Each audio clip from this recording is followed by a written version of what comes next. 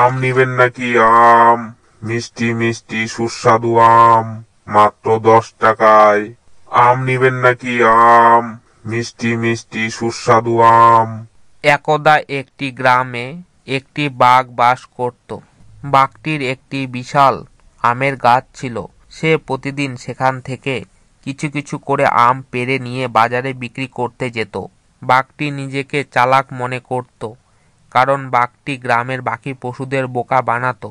প্রতিদিনের মতো বাঘটি নিজের আমের গাছ থেকে আম পেড়ে বাজারে নিয়ে যাচ্ছিল, এবং যেসব পশুরা আম কিনতে আসতো তারা আম কেনার জন্য তো টাকা দিত, কিন্তু বাঘটি আম দিত না। বাঘটি তাদের বলতো, তোমরা তো টাকা দিলে না আর আম চাইছো, আগে টাকা দাও, তারপরে আমি তোমাদের আম দেব।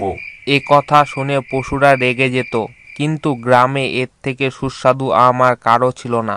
তাই বাধ্য হয়ে তারা আবার টাকা দিয়ে আম কিনত। আর এভাবে বাঘটি অল্প আম বিক্রি করে দ্বিগুণ টাকা লাভ করলো। বাহ, আমার তো অল্প আমে দ্বিগুণ টাকা হচ্ছে। আমার আমও থাকছে আর টাকাও হচ্ছে। এভাবে চলতে থাকলে তো আমি গ্রামের মধ্যে সবচেয়ে ধনী হয়ে যাব। বাঘটি চলতে চলতে এসব কথা ভাবতে থাকলো। কিছুদিন পর একটি শিয়াল সেই গ্রামে আসলো। শিয়ালটি দেখলো একজন ছাগলের বাচ্চা কান্না করছে। শিয়ালটি ছাগলটিকে জিজ্ঞাসা করলো, কেন তুমি কান্না করছো? জানো তো শিয়াল কাকা, আমি ওই দুষ্টু বাঘকে টাকা দিয়েছি আম কেনার জন্য, কিন্তু ওই পাজি বাঘটি বলছে আমি কিনা কোনো টাকাই দিইনি। আম নিবেন নাকি? আম মিষ্টি সুস্বাদু আম, এরকম মিষ্টি আম আর কোথাও পাবেন না। আম মাত্র 10 টাকায়। ও ভাই, মাত্র 10 টাকায় মিষ্টি আম? ঠিক আছে, এই নিন 10 টাকা। এবার আমাকে আম দিন। আপনি আগে আমাকে টাকা দিন, তারপরে আমি আম দেব। ও মশাই, এই মাত্র তো দিলাম। কখন আপনি আমাকে টাকা দিলেন? কেউ কি দেখেছে আপনাকে টাকা দিতে? আগে টাকা দিন, তারপরে আম নিন। আর এসব ঘটনা শিয়ালটি দূর থেকে দেখলো।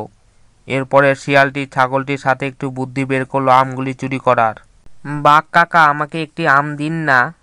আগে টাকা দিয়ে তারপর আমি আম দেব। ও তাহলে ঠিক আছে। কেউ আছে নাকি? ধরো ধরো, আমার আম চুরি করে পালাচ্ছে, ওই ছাগলটিকে ধরো। বাঘটি ছাগলের পেছনে দৌড়ালো, আর অন্যদিকে শিয়ালটি আমের গাড়ি নিয়ে সেখান থেকে চলে গেল। এরপরে শিয়াল ও ছাগলটি আম খেতে শুরু করলো।